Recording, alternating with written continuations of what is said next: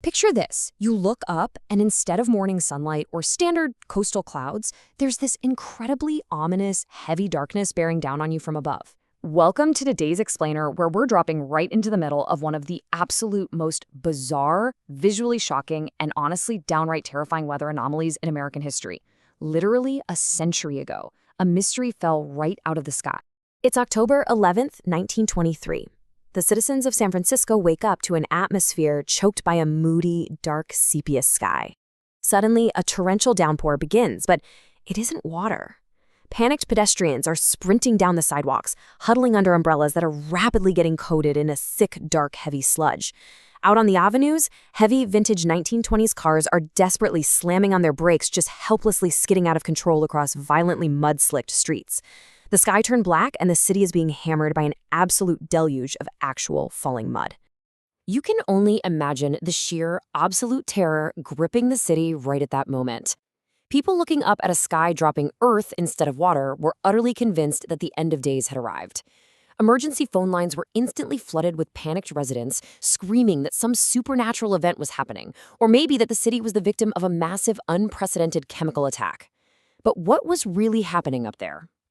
Well, to separate supernatural panic from actual science, we have to launch a meteorological investigation into the hours leading up to this exact moment. So let's look at how a perfect storm brews. To figure out why the sky literally fell on San Francisco, we actually need to rewind to earlier that very same day and travel inland, far away from the chaotic city streets. The chain reaction began out in the parched agricultural fields of the Sacramento Valley. Completely unbeknownst to the citizens waking up on the coast, a remarkably violent windstorm had just swept across this dry inland farming region. And when I say violent, I mean it generated enough force to rip millions of tons of thick, dark dust and dry topsoil straight from the ground. It hurled all that earth thousands of feet upward into the atmosphere, creating this colossal floating mountain of dirt. And that brings us to the toxic collision. Okay, let's dive into this, because this massive floating cloud of topsoil didn't just stay over the valley. A horrifying recipe began brewing up in the clouds. Heavy winds took that immense dust cloud and pushed it directly westward toward the coast. As it hovered right over San Francisco, ingredient number 2 arrived.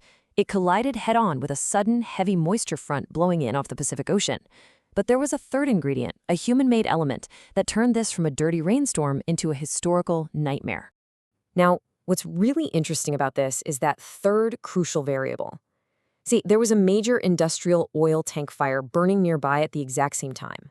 This fire was aggressively pumping immense clouds of thick, black soot high into the upper atmosphere. So you have millions of tons of dry dirt, a heavy wall of ocean moisture, and thick, greasy industrial soot. Instead of the rain simply washing the dust away, these three elements mixed perfectly mid-air.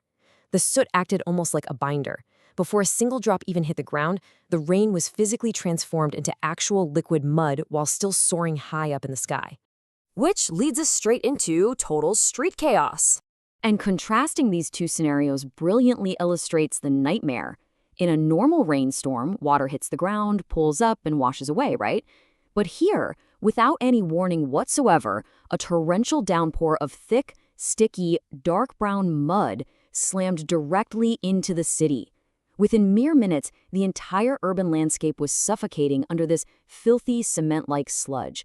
It wasn't just dirty water. It had a heavy, clinging physical mass that immediately began wreaking absolute havoc on the city's infrastructure. So the crucial point here is just how rapidly this cement-like sludge incapacitated a modern metropolis. Imagine trying to drive on San Francisco's famously steep, hilly streets. Instantly, windshields were completely blacked out by a layer of opaque sludge that windshield wipers literally couldn't move. This caused massive, terrifying multi-car pileups to erupt all across the city. Pedestrians desperately running for cover found their clothing permanently ruined. The heavy mud clung to buildings, destroying the paint, and honestly, perhaps most frighteningly, the dense, wet sludge seeped into the infrastructure, short-circuiting electrical lines and violently plunging entire sections of the panic-stricken city into total darkness. And then began the long cleanup. Let's track how this builds over time, because the contrast is absolutely staggering. It took only minutes for this toxic midair collision to drop a blanket of heavy sludge across the entire city. That triggered Hours of widespread panic, with that unnatural, sickly colored sky causing thousands to jam those emergency phone lines in absolute terror. But then came the aftermath. It didn't melt away like snow, and it certainly didn't evaporate like rain. It took city crews and everyday citizens weeks of agonizing, intense scrubbing, physical scraping, and high-pressure hosing just to clear the dried, caked mud from the streets and the sides of buildings. The 1923 San Francisco mudfall remains one of the most bizarre weather anomalies we've ever recorded.